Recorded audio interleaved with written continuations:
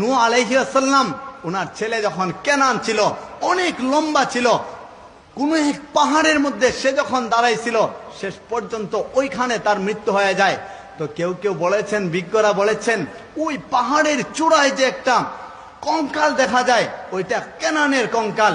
বলে আল্লাহ তো এমন ক্ষমতাশীল, তোমার ক্ষমতা যতই দেখাও না কেন, হায় রব্বে কাবা যদি ক্ষমতা দেখায় পুরো পৃথিবী যিনি ডুবায়া মারতে পারে, ওই রব্বে কাবা তো এমন ক্ষমতাশীল।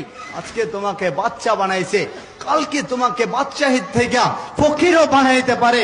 আজকে তোমাকে ধনী বানাইছে, কালকে তোমাকে ফকিরও বানাইতে পারে। ওই ক্ষমতাসীনের সাথে ক্ষমতা চলবে না। সুপার রাষ্ট্রগুলা যদি আমাদের সাথে যেখানের মধ্যে ক্ষমতা দেখাচ্ছে, এই ক্ষমতা তাদের থাকবে না। আরব কান্ট্রিগুলা মুসলমানের সাথে মুনাফিকি করতেছে, ওইটাও তাদের থাকবে না। বাহরাইন মুনাফিকি করতেছে, ওইটাও তাদের থাকবে না। হায়নাজার জায়দার বাহিনী, দখলদার বাহিনী প্রতিনিয়ত বাইতুল মুকাদ্দাসের আশপাশে মুসলমানদেরকে নির্যাতন করে, নিপীড়ন করে। এরা তো তাদের শক্তি, সুপার শক্তি আমেরিকার সাথে আছে, ওই আমেরিকাও তাদের সাথে আছে, যার কারণে নির্যাতন করেই যাচ্ছে।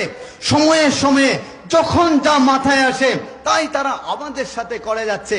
আমরা কিছুই করতে পারি না, কারণ তারা চিন্তা করে আজকে থেকে 200 বছর পরে কি হবে, 1000 বছর পরে পৃথিবীটা কেমন হবে, ওইটা নিয়ে তারা চিন্তা করে।